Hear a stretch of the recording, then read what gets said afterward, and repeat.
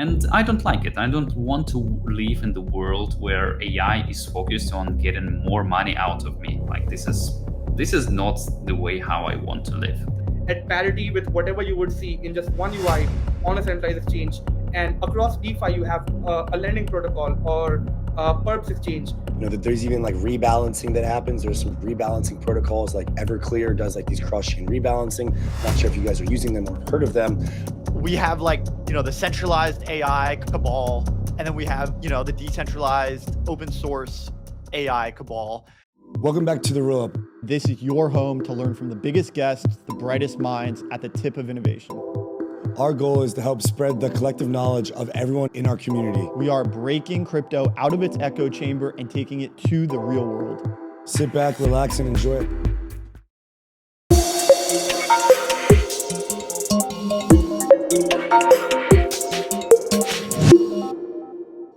Guys, welcome to the show. Real quick, we've got new types saying so much uncertainty on the horizon. Government only reopened until January. More layoffs continuing to come in from AI. Trump not releasing government data.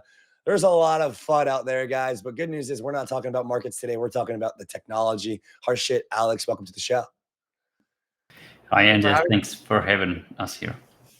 Guys, Near Intense has taken the entire crypto Twitter by storm because of one UI. Simply because you can go and trade Bitcoin to Zcash to Solana, and it's such an easy way. I did it. I took some ETH from the ETH network on my ledger to the Bitcoin network. I had a whole Bitcoin instantly. It took about 2 minutes to show up in my ledger. It was incredibly fast. It was zero slippage.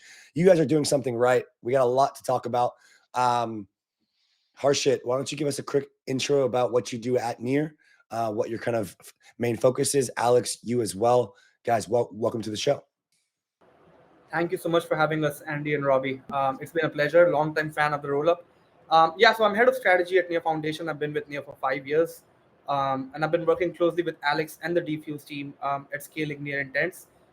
We've been just focused on growth across distribution channels. And yeah, I'm happy to be on the podcast and talk about all things Near. Over to you, Alex. Yeah, I'm Alex. I'm a techie and also responsible for Near Intense. Has been building the infrastructure for blockchain for 10 years, with Near for 5 years. Launched Rainbow Bridge, the trustless bridge in between Ethereum and Near, and then launched Aurora and now Near Intense. So all of the projects are continuing to live, and I'm happy to deliver seamless user experience to all of you. I think it's important to mention just some stats around Near Intense, since both of you guys were instrumental in this launch. $4.6 billion of volume since the launch, and it's only been live for a few months. $500 million in Zcash flows. Incredible, right?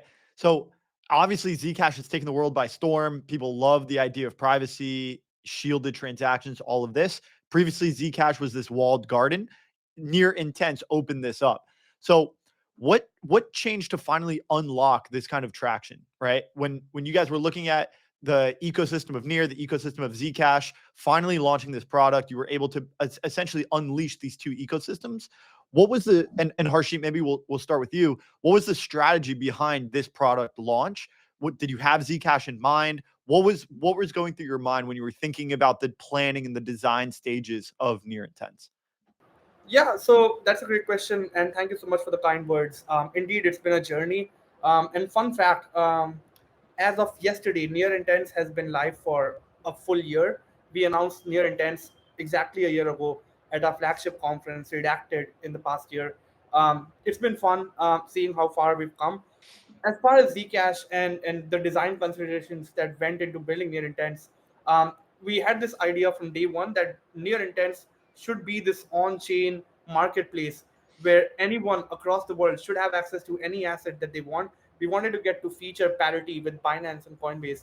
That was the first goal that we had in mind because, like in our view, Binance is the best chain abstracted app. Users don't really know which chain they're on. They can get Zcash, Dogecoin, whatever, with simple cash that they just on ramp through any on ramp. So that was the vision we had in mind. And going down the list of chains, we always felt that since we have to support all chains, Zcash was a no-brainer. The chain had Lindy, it has been around, and there was just a vocal community of traders and users that wanted it. And I don't know if you guys remember, but close to a year ago, there were a bunch of these sort of notices by a bunch of exchanges, as in Zcash is a risky asset, and some exchanges were even contemplating delisting Zcash. Near Intents around January of the year was the first on-chain avenue to support Zcash trading, and even before the whole mania around Zcash started, we were supporting the Zcash ecosystem. We saw days where $1 to $2 million of Zcash was traded organically, and yeah, over the past few weeks and months, we've just been the top avenue to trade Zcash on chain. So that basically was the consideration. And that said, we have the same vision. We do want to roll out more assets across all chains, and make Near Intents the sort of connective tissue that connects all chains and all assets across users everywhere. Alex, if you have anything to add, feel free. Yeah, the technology-wise, the core unlock was the designing several cross-chain and chain abstraction primitives on the Near protocol. One of them is called chain signatures, on top of which there is a trustless bridge that is built. This is like a natural extension of the Rainbow Bridge, and this bridge is called Omni Bridge, and Omni because it connects multiple networks. And what these technologies are allowing us is to work with chains that do not have smart contracts or do have strange runtimes, the ones that people are usually not developing smart contracts for. And we saw this opportunity in this design that the majority of the cross-chain infrastructure, they're focused on EVM chains, and maybe extended a little bit into Solana. But if you're going to take a look at the coin market cap, then you will see that the volume of Cardano trading is multiple times bigger than the volume of the trading on all of the L2s combined, with maybe exception of Base. So there is no need to focus on this long tail. You just need to make sure that all of the assets are available. So what would be the good architecture for this? That was the core consideration. And we are able, with Near Intents, to add networks pretty fast. We believe that in just this month, we're going to launch 6-7 networks. And one of them is already launched. This is Litecoin as of a couple of days ago. So we're just continuing making sure that all of the assets are available for everybody. Guys, one of the things that was, plaguing the interop space for a long, long time was the extensibility, right? You could have some composability and extensibility within the Ethereum ecosystem in particular, but once you started to go outside of those ecosystems, it really started to fragment. And then we saw some L1s, but they didn't have as robust of a design if they were operating across these different VMs, right?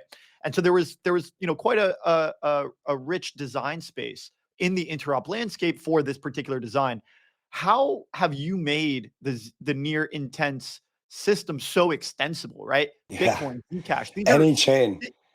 These are typically walled gardens, right? Yeah. And my understanding is you need some sort of verification service, at least on the destination chain, in order It's to called confirm. market makers, Robbie.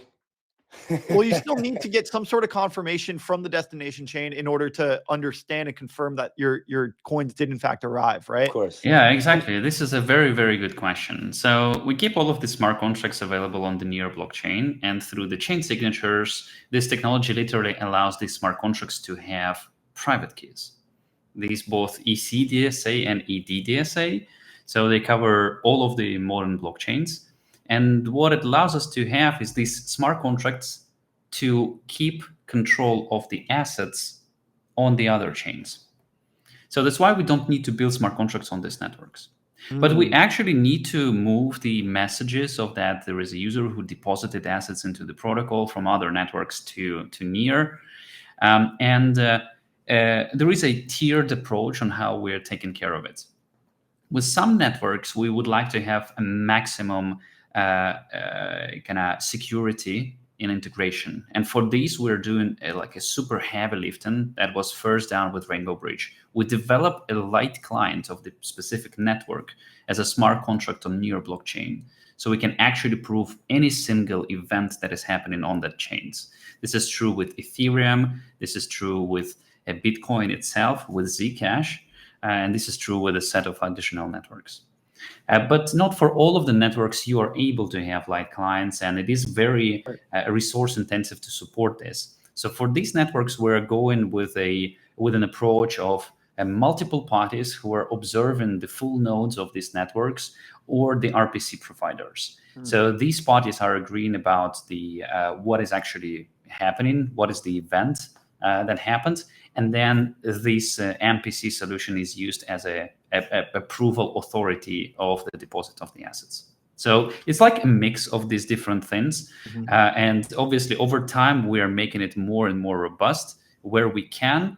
But we start with our starting point is already pretty robust. There are approximately 20 kind of participants in the MPC network. This is on par with projects like Wormhole that have 19 guardians.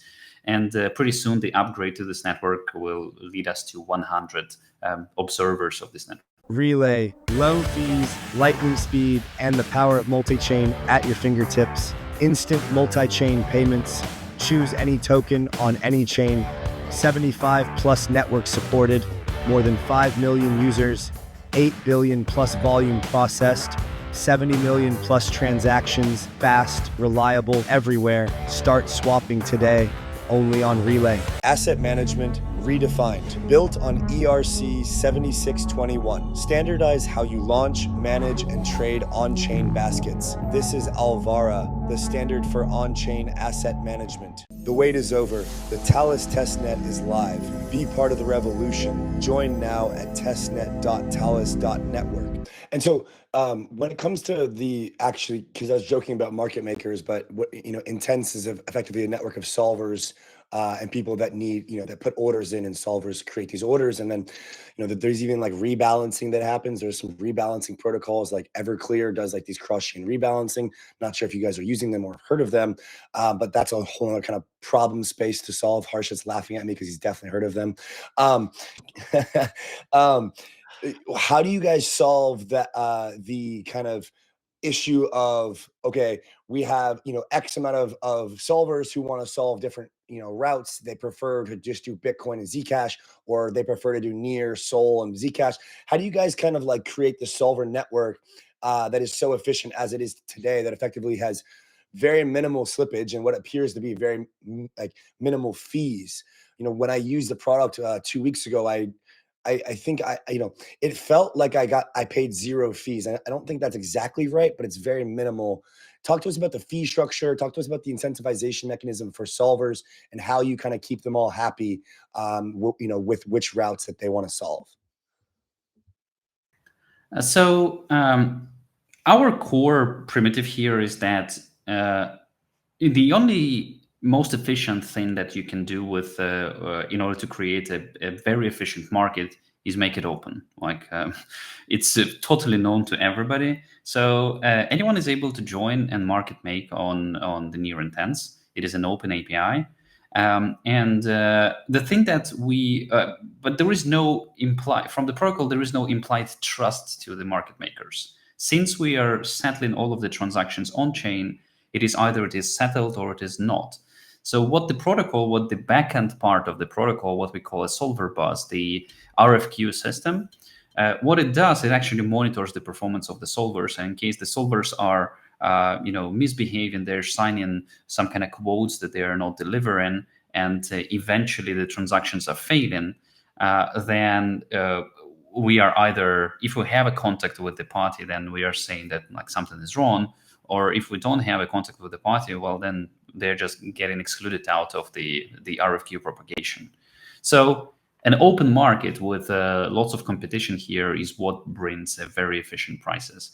And if you would think of it, these market makers are able to do lots of things. They are able to hedge their positions through counter trading on the biggest centralized exchanges. They're able to hedge their positions with perps. They're able to actually execute some OTC deals for parties who are willing to acquire a particular position. And it is okay for them to pay just like a market rate. It's just because they are earning in some other place. So all of these things literally makes Near Intense an aggregator of the liquidity, not only for the liquidity that is on chain, but also for the off chain or centralized venues liquidity.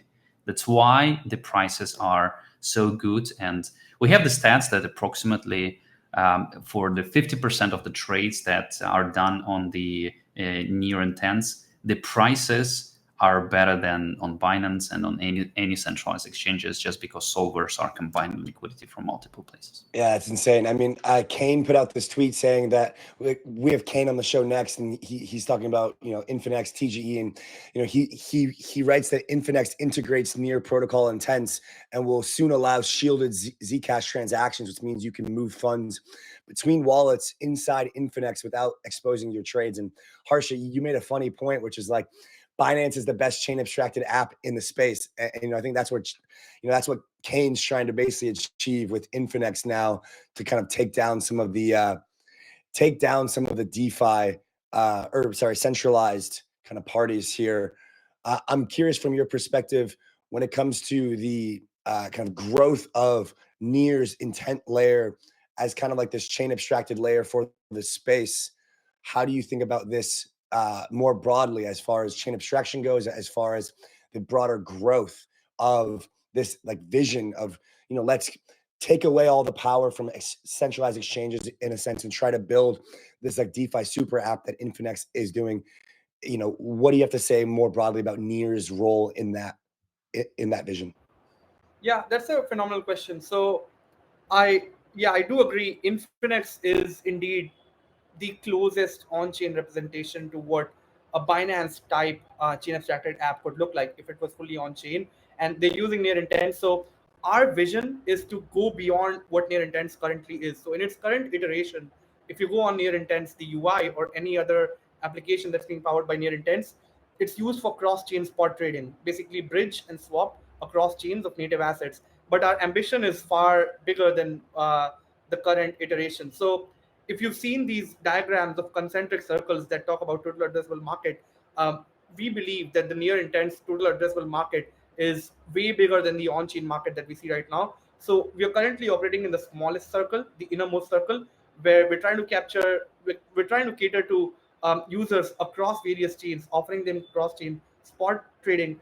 Then a bigger circle outside the current circle would be the real world and onboarding capital from TradFi onto on-chain rails, so integrating things like fiat intents. And then the final and the biggest circle, which is the biggest market in the next few months and years, would be the agentic economy. So a thesis that I personally have and that Ilya also talks about quite a lot is the future of on-chain order flow generation will be agentic. So we will see more agent orchestrated and agent generated order flow than human generated order flow. And Intents gives us a best shot at catering and positioning ourselves for that economy when that happens. So that's really the near ambition. And the way we're thinking about evolving the near intents product itself is we will introduce more advanced order types, more trading types. So starting with things like DCA, escrow intents, things like stop loss, and giving users the opportunity to express their opinion in the form of a trade or intent, like derivatives, is something that you'll see rolling out in the next few months. So that basically brings us, as I said earlier, at parity with whatever you would see in just one UI on a centralized exchange. And across DeFi, you have a lending protocol or a perps exchange, bringing all of these functionalities together into a very simple, natural language driven agentic platform is what we're trying to achieve in the next few months. Yeah, I mean, I think that we've kind of just seen the initial wave of this agentic on-chain experimentation, and I think next year we probably see a lot more of that really come to light. I think another big thing that a lot of people are excited about with what you guys specifically are building is the privacy aspect of this. When it comes to Zcash, the shielded transactions, and just generally like how you guys are thinking about privacy, even when it comes to like the AI stuff that the team is doing. When it comes to the intent product specifically, I know it's not always private. Obviously, we're dealing with public blockchains here for the most part. What is the difference in privacy levels when I'm doing a public blockchain transfer from like ETH network to Bitcoin network, knowing that I have different addresses, different chains, different entire signature designs. You've got like SegWit and stuff on Bitcoin, and then on Ethereum, you've got different types of transaction structures. How private is that? And then how private is like the level of, I want to go from Bitcoin to Zcash in the shielded manner? What are the levels of privacy with the near intent product? So if you're trading ETH to Bitcoin, your actual trade is traceable, and the connection between your wallets can be reproduced. This is what we show to people in our Explorer, but this is also something that people are really asking for when they are doing, for example, some investigations of the flow of the funds, and they would like to try to understand how the entities are moving funds. Now, if we're talking about Zcash, because of the privacy features of the Zcash, users, like now, we suddenly have only one end of the transaction that is kind of known with the public history. Because when users are withdrawing assets to Zcash, they are able to shield their assets, and then we are losing the trace of this. This is the whole premise of the Zcash's privacy stance. And the important thing also to say that they, besides only this feature, they have an additional feature of paying for something using Zcash and their partners. And their partners usually are accepting stable coins for payment. And what is happening during this transaction is that user funds from the shielded asset, shielded address are transferred to the near intents, and then they are swapped. All of this is happening publicly, and then there is a withdrawal to a service. But the origin of funds now is shielded and it is private. So I think we're getting into, with the privacy aspect, we're getting finally into this on par world with the traditional finance, because up until now we are in this very strange situation when all of the financial transactions are available for everybody to see. This is very, very strange. It's like you're working with your wallets that are transparent and everybody knows how much money do you have. And we are, I do not think that like this is like a criminal thing. Privacy is a very, very important human right, and it is instilled in the traditional financial system. And the only thing that Zcash and more protocols who are focused on privacy are trying to get us to is actually just be on the same level of privacy with the traditional finance. And from my point of view, this is a direction worth going and worth exploring, and hopefully all of the regulators are going to understand it, that it's okay. Hibachi. Provable. Trade perps with speed and security. Earn rewards. Visit hibachi.xyz. Trading on fire. Blockchain shortcuts, templates, and widgets. Launch without friction. For builders, by builders. Visit enso.build. I'd love to kind of bring some of these through lines together, because on one hand, we have private money, and then on the other hand, we have agentic commerce, right? And agentic money. And so you guys are kind of pushing the envelope from both of these ends, pushing towards the agentic economy, pushing private money and making sure that it's ubiquitous on chain. And I'm just curious how these things are going to converge in your mind, right? Because I think we have like, the centralized AI Cabal, and then we have, the decentralized open source AI Cabal. And, we're pushing stable coins, we're pushing private money. And I'm just curious how you guys see, and in particular, how you see Near as a blockchain for AI, also a blockchain for private money, and connecting a lot of blockchains together, producing shielded transactions, making sure that the origin of the money is private. How important is that when we transition into more of an agentic economy? Can you just maybe give some examples or some use cases as to why that's significant? So I'm going to start, and Harshit, maybe you can continue. But I have this very straightforward point of view on the world. There are two ways how I interact with the world. One is when I want something, I want to get some food, transportation, or I want to learn Chinese in 5 years. So there is my intent. I know what I want. I need to find a counterparty who is going to deliver this to me. And there is a second way how I interact with the world, and when I'm listening to the world. When the world feeds information into me. This is when I'm scrolling TikTok, YouTube, or Twitter. And At this moment in time, all of the algorithms in these platforms are tuned the way that I am actually the product, and they are monetizing my attention. And I don't like it. I don't want to live in the world where AI is focused on getting more money out of me. Like this is not the way how I want to live. That's why we need to have user-owned AI, the AI that is protecting me, that is acting on behalf of me, giving me the information that I want to get based on my deep internal knowledge and deep internal goals. At the same time, I'm absolutely okay with paying for implementing of my intents. This is my model of the world, and that's why Near is standing on these 2 feet: private AI, user-owned AI, and also intents that are powering the kind of implementation of the goals of humans. Harshit, anything to add there? No, not really. I mean, I think it's really these various Legos. Privacy is the bedrock for the future of the agent economy. I think it's a prerequisite. If as a user or a developer, you don't have the choice to verify what data you put on the blockchain or what data you put on a model, I think we're living in a nightmarish scenario then. So definitely agree with everything Alex said, and let's do believe it's a prerequisite. Harshit, people are pretty excited about the Near token. You know, this is like this Zcash Near Starknet kind of meme going around. I fielded a question from the community here, wondering how Near Intent's traction and adoption impacts the Near token. Yeah, that's always an interesting one, right? So I mean, our vision is that everything that we do has to drive value back to the Near token. That is the sole mandate for the core team.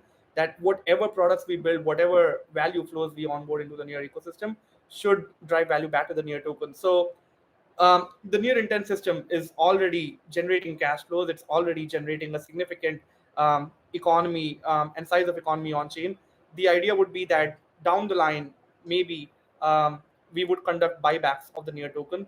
So right now, the way we look at Near intents is we have the opportunity to unite various ecosystems together. So you give this very cool example of Starknet. It's been a pleasure working with their team. They're one of the coolest teams out there who are trying to achieve this end game of zero knowledge scalability. And Li has, of course, this background of being the Zcash co-founder as well. There's this great opportunity in front of us to connect a programmable sort of layer 2 environment with this store of value private asset, and Near becomes this orchestrating medium that connects these two ecosystems together. So I believe, like, conventionally builders or founders have looked at just capturing value playing PvP games. We believe that expanding the pie for crypto as a whole is the bigger opportunity out there to capture value. And we do want to capture value from the centralized custodians of users' funds, not other open source ecosystems. So that's where the value comes for the Near token. But I feel like people are wondering, like, okay, great, you have this adoption. Hyperliquid's doing all these buybacks. Uniswap just announced this unification proposal. Like, are you guys taking the Near token seriously? Like, what is this going to look like? How do we get this thing, to start a next, kind of bull cycle? And I'm not asking you to like sit here and like, pump the token, but like people want a bit more clarity as to like how the team is really thinking about it, like strategically, tangibly.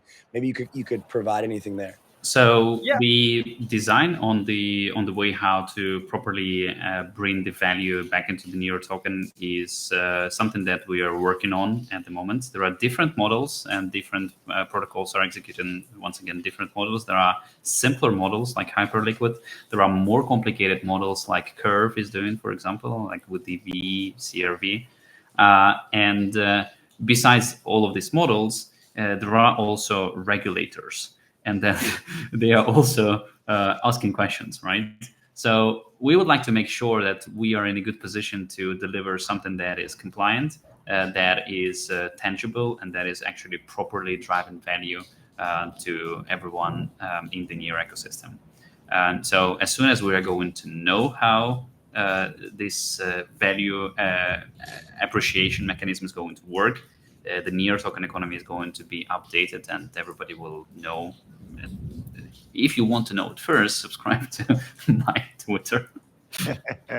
Harshit, anything to add Shout there? out right there. No, I think that was well said. We definitely are researching and will come out with a very clear plan as to how we conduct any buybacks of sorts. But I mean, I had a tweet the past week where I was talking about why we believe in the near revanchism theory internally. So the idea is near has been around for 5 years now. It's a layer one that has gone through cycles. We've seen builders come and go. With near intents, we have this opportunity to not only expand the space and onboard more capital collectively into the space, but really do something special for the near ecosystem. So indeed excited for all of that. Yeah. Could you expand upon that? What is revanchism? Like what is the philosophy there at near?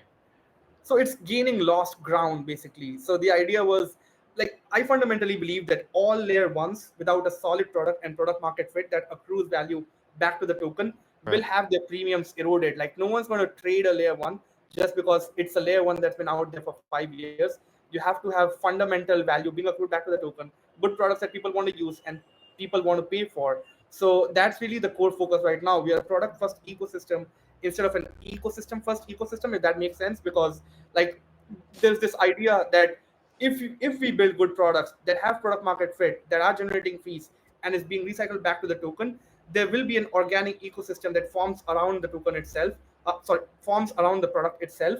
And a good example of that is Solana. Like, their whole thesis and whole approach to go to market has always been consistent with the fast chain, building Nasdaq on chain, and you can see that in the use cases that are dominant and predominant on Solana, wherein everything is catered towards Finance 2.0 or ICM. And I think that is the future we see for Near as well, where agentic commerce happens on Near. Intents is the enabler, and this leads to the token capturing lost ground in the coming months.